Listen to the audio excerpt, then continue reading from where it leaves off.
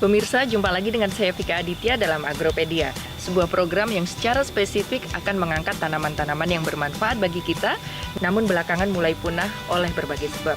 Pada episode kali ini, kita akan bicara tentang kelor. Ya, kelor, tanaman yang disebut oleh para ahli sebagai tanaman ajaib, the miracle tree, kata para ahli. Nah, apa saja ajaibnya dan di mana keajaibannya? Ini dia liputannya.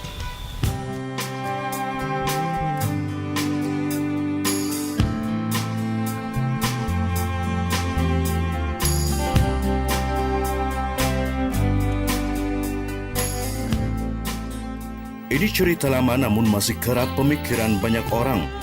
Untuk melunturkan kesaktian seseorang, konon cukup dengan menyabetkan daun kelor ke tubuh orang yang dianggap memiliki ilmu kesaktian tersebut.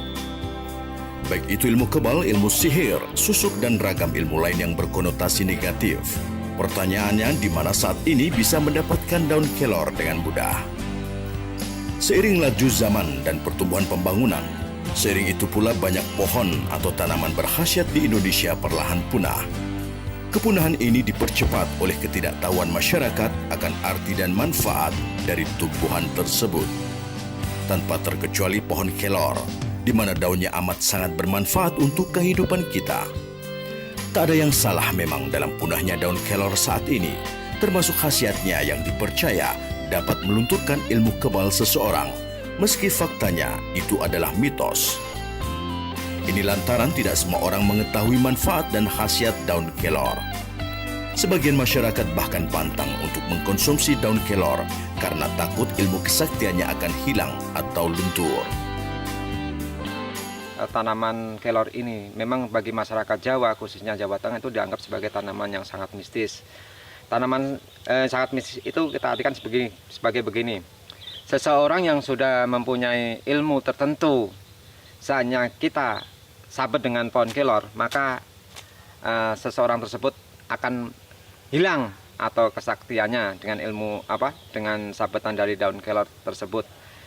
Pada intinya, kalau kita mengkonsumsi tanaman kelor, karena tanaman kelor ini bukan obat ya, ini tanaman kelor ini adalah makanan yang kaya akan nutrisi, sesuatu yang bukan dari pemberian dari Gusti Allah dalam tubuh kita, maka barang tersebut pasti akan keluar lewat detok. Detok bisa lewat dengan BAB, keringat, buang air kecil berlebihan, pusing, mual, dan masih banyak lagi. Pemahaman mistis kelor itu sebagian besar di Jawa, dan saya langsung saja menuduh itu kerjaannya para penjajah zaman dulu. Faktanya Portugis itu nanam kelor. Ada pulau-pulau kelor. Di Pulau Seribu itu ada pulau kelor. Banyak sekali pulau-pulau kelor yang memang dulu itu ditanamin kelor. Mereka tidak ingin bangsa yang mereka jajah itu menjadi sehat, kuat, dan pandai, sehingga melawan. Nah, sehingga dimunculkanlah isu seperti itu. Karena faktanya dalam hadis yang untuk memandikan mayat itu bukan kelor, tapi daun bidara. Hadisnya sangat jelas itu. Rasulullah menganjurkan memandikan putra beliau ketika meninggal itu dengan air dan daun bidara, bukan daun kelor.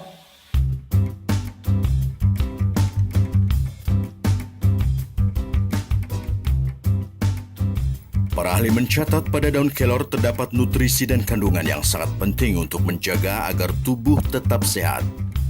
Daun kelor juga bermanfaat sebagai obat herbal untuk melunturkan berbagai penyakit.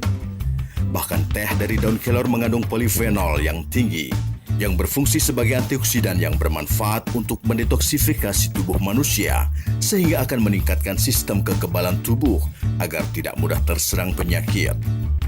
Karena manfaatnya yang bertumpuk itu, para ilmuwan menyebutnya sebagai the miracle tree atau tanaman ajaib. Ini salah satu bentuk pemenuhan nutrisi yang paling mudah bagi masyarakat, yaitu dengan cara dibuat teh dan kemudian dibuat sayur. Tidak perlu beli produk seperti ini karena memang sangat mudah.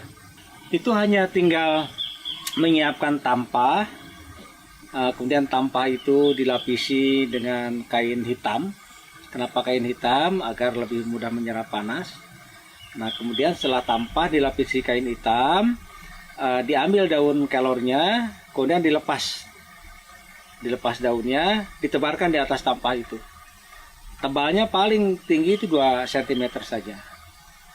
Setelah itu ditutup lagi dengan kain hitam. Kemudian disimpan di dalam rumah, di atas lemari, di bawah lampu.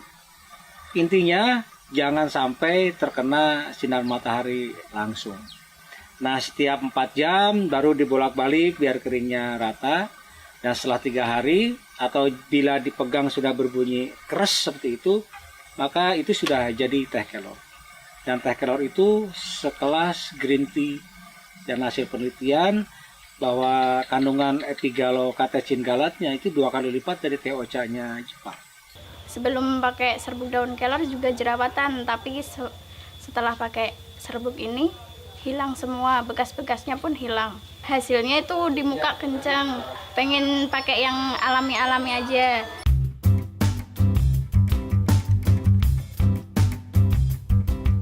Tanaman kelor dengan Latin Moringa olivera adalah tumbuhan dari suku Moringaceae yang memiliki tinggi batang sekitar 7-11 meter.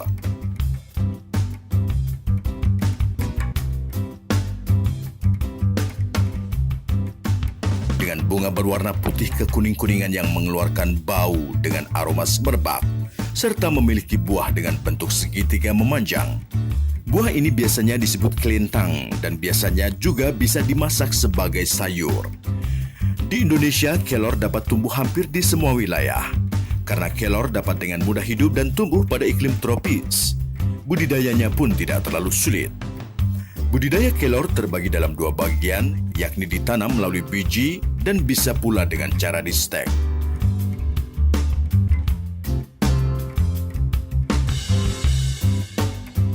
Kelor yang ditanam melalui biji menghasilkan akar tunjang yang usianya bisa mencapai 60 tahun. Sedang yang melalui stek sangat tergantung pada keadaan alam. Artinya tanaman kelor yang perbanyakannya melalui stek dan kemudian menghasilkan akar serabut akan sangat rentan terhadap bencana alam, baik banjir, longsor, puting beliung, dan lainnya, karena menjadi mudah roboh. Kalau kita memakai biji kekuatan tanaman tersebut akan sampai dengan 60 tahun. Ini bijinya seperti ini contohnya. Ini namanya kelentang. Kalau tanaman kelentang sudah tua maka gampang kita kupas dan di dalamnya ada biji yang masih terdapat kulit kasar. Ini setelah kita kupas, kita jemur kurang lebih sampai dengan 1 jam. Kupas kita seperti ini. Ini namanya karnel biji kelor.